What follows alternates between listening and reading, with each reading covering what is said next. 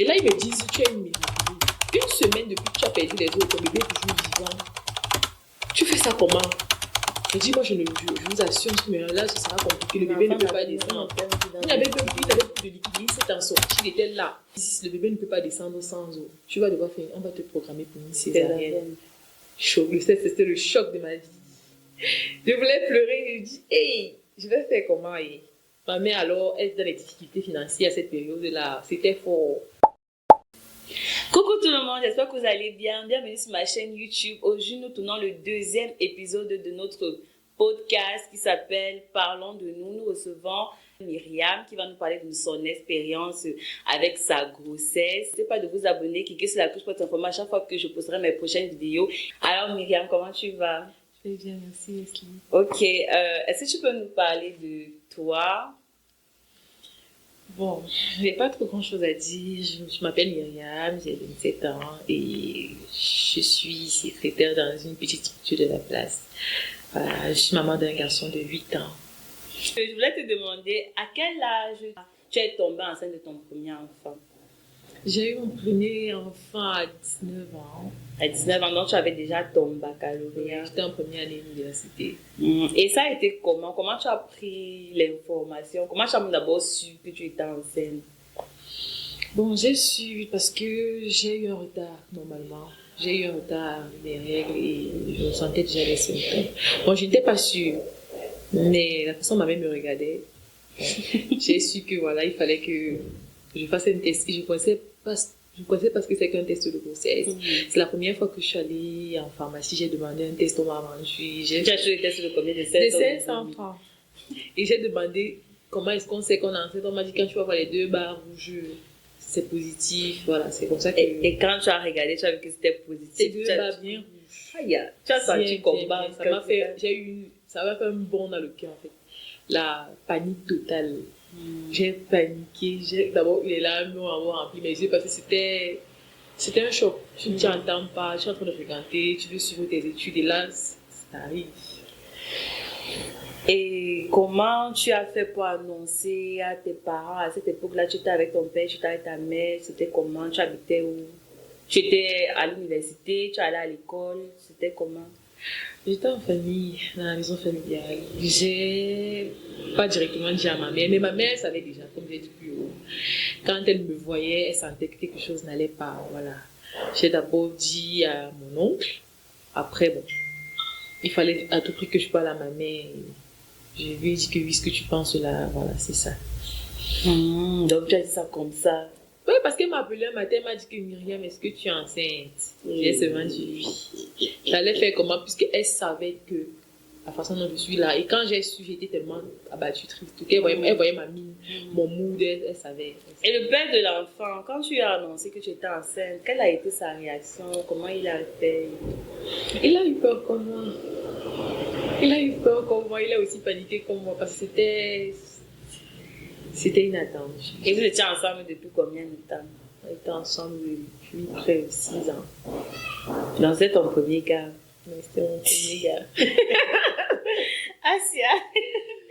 Et lui, il a accepté, il a fait comment? Il a accepté, il a essayé d'être là au maximum comme il pouvait. C'était une première expérience pour nous deux, donc on ne savait pas trop comment gérer, mais on a essayé. Et étant dans la maison familiale, j'imagine que les gens me regardaient comme les clowns. Genre, regarde les 2 enfants, ils ont fait des bêtises et puis ils font les couple goals. Non. Au contraire, même, je pense qu'on a quand même reçu beaucoup de conseils nous disant que non, ça n'allait pas être facile pour vous.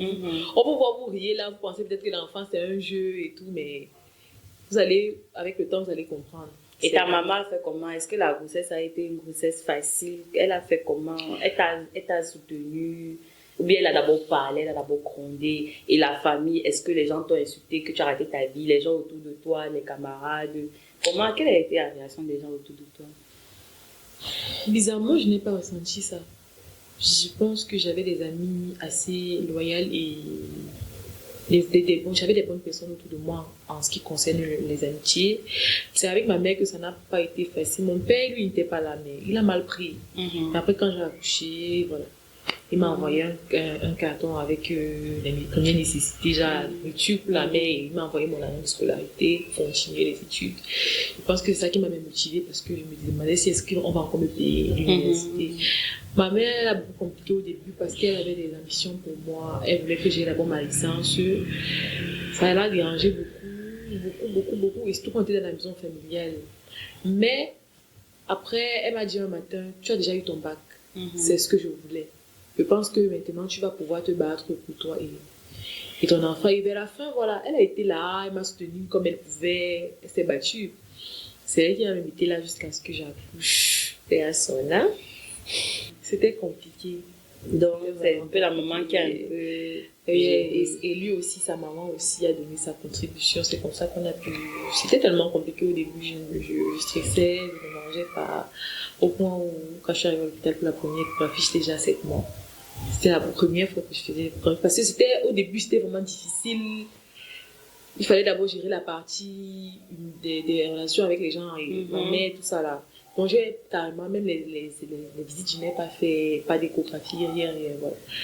Donc, quand je suis allée à l'hôpital, on m'a dit que ton bébé n'a même pas 1 gramme, n'a même pas 1 kilo, il a 700 grammes. Et j'étais déjà à 7 mois de grossesse. Il fallait que je mange. On m'a dit qu'il faut que vous mangez, il faut que vous preniez vos vitamines. Parce que vous accouchez, vous êtes pas, vous accouchez bientôt, voilà. Et j'ai accouché avec finalement un bébé de 3 kg de sang. Wow. Maintenant que, si tu nous permets d'en parler, maintenant que tu as perdu ta maman, qui t'a beaucoup soutenue pendant ta grossesse et même durant toute ta vie, comment tu fais? Honnêtement, avant même qu'elle décède, j'étais déjà préparée à être... Je savais déjà que je suis aussi déjà une maman. Je ne vais pas compter sur ma mère parce que ma mère m'a élevée. C'est à mon tour aussi d'éduquer mon fils. Ce qui fait que... Donc, son absence, parfois c'est lourd parce que j'ai pas besoin d'elle beaucoup plus pour mon fils, mais pour moi-même. Donc, ce qui fait que je gère comme je peux. Je sais que je dois me battre à un enfant. Je ne dois rien attendre de personne. Je dois me battre pour mon fils. Donc, je fais des petits boulots par-ci, par-là, des petits commerces par-ci, par-là. Et chaque année, il part à l'école. Il n'a jamais eu un problème de scolarité, ou de livre, ou de cahier. Non. Bizarrement, chaque année, c'est... Est-ce que ton fils a déjà eu un grave problème de santé qui t'a vraiment fait paniquer? Oui, une fois, il a eu une infection. On travaillait juste sur le plateau, c'était une infection dans le corps. On croyait que c'était le palu, mais au fur et à mesure, ça se compliquait. Il n'arrivait même plus à s'asseoir, il vomissait tellement lourd. Bon, après, nous sommes allés à l'hôpital, on a dit que c'était une infection à France, non.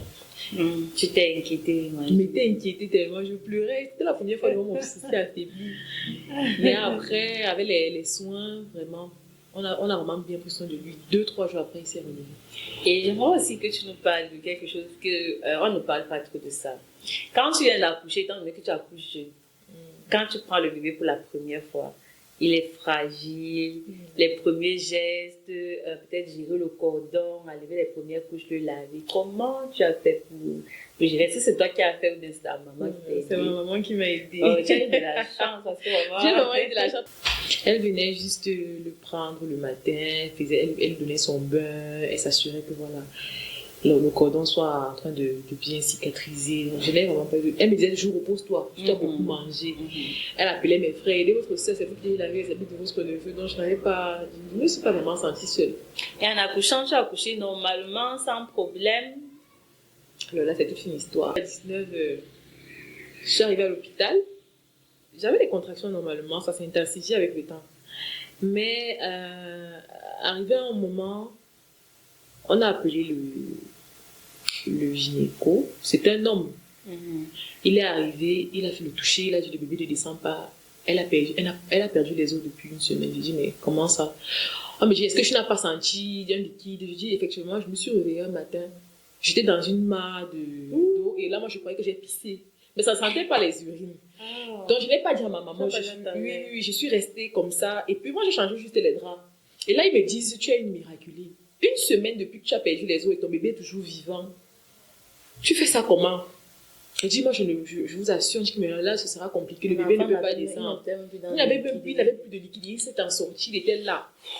Et là elles me disent le bébé ne peut pas descendre sans eau. Tu vas devoir faire, on va te programmer pour une césarienne.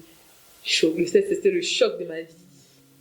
Je voulais pleurer, je dis, hey, je vais faire comment? Et ma mère, alors, elle était dans les difficultés financières à cette période-là. C'était fort.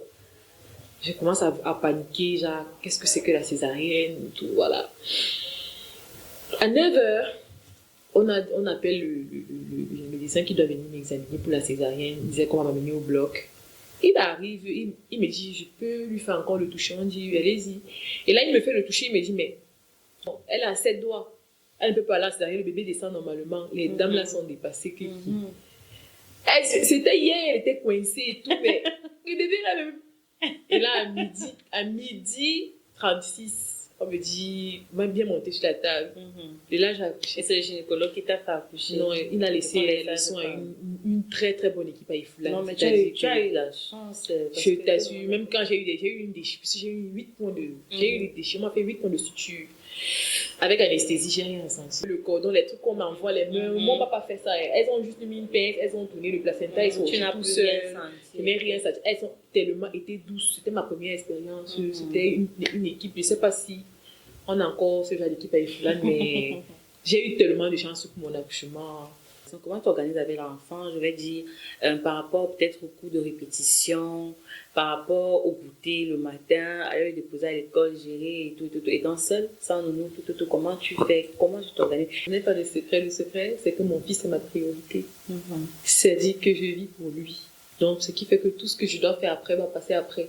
Quand je me lève le matin dans ma tête, le soir avant de me coucher, c'est lui. Le matin, c'est lui.